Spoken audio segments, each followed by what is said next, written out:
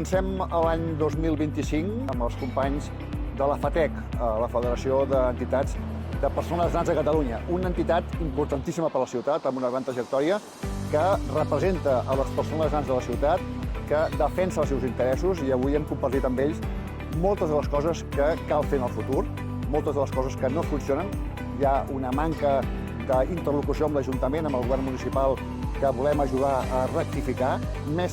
recursos per totes les prestacions que ells necessiten,